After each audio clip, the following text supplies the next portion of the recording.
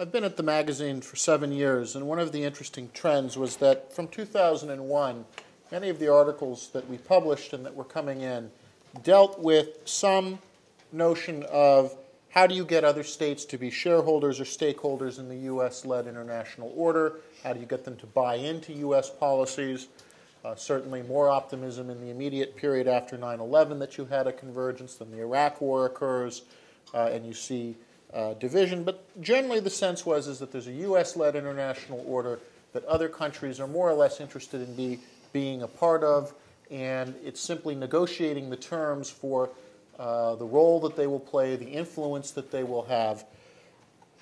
And then beginning in 2006, you begin to see in our pages, and some of the authors that we have are on this panel, and others pointing out that there was another trend beginning to occur, that other states were looking at U.S. leadership. They didn't necessarily want to oppose it, but they also felt that U.S. leadership wasn't always in their best interests and that U.S.-led institutions weren't always going to be useful to them. And then the discussion was the extent to which other countries were beginning to create options to route around the United States, or even to route around the United States, even when it was able to act in concert with the major powers of the European Union.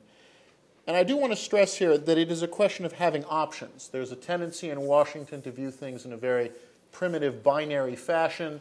You are with us or you are against us. And what many of these articles and these discussions have pointed out is that countries may want to have perfectly good relations with the United States, but nonetheless still want options to be able to pursue their own interests and to go around what the U.S. may want.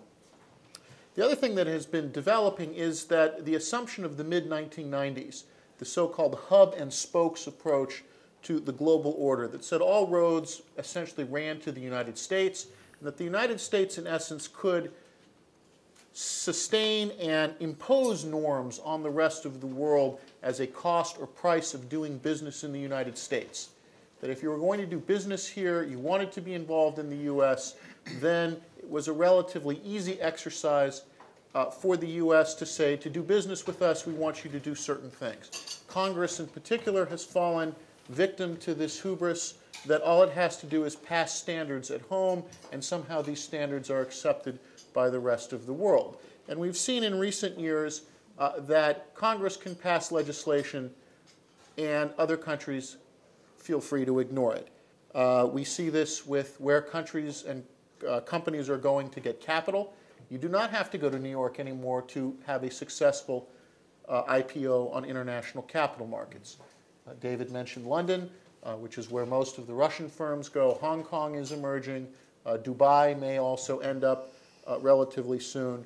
And that each of these three major competitors may have their own rules and norms. They don't necessarily have to be the U.S. ones, and this gives companies options. We're also seeing it with Iranian sanctions, the high point in 1996 of the ILSA legislation, where the U.S. unilaterally imposed very stringent sanctions on both Iran and Libya, and essentially said that if other countries would have to face a choice, you do business with the United States or you do business with Iran. What we found out in what the GAO released earlier this year, particularly since 2003, is to the tune of $30 billion.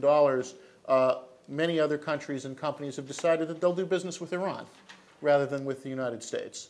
And that unilateral U.S. sanctions and that even U.S.-European sanctions on Iran no longer automatically carry with it the threat that Iran is cut off from the global economy if China, Japan, India, Russia, and other emerging countries continue to do business with Iran.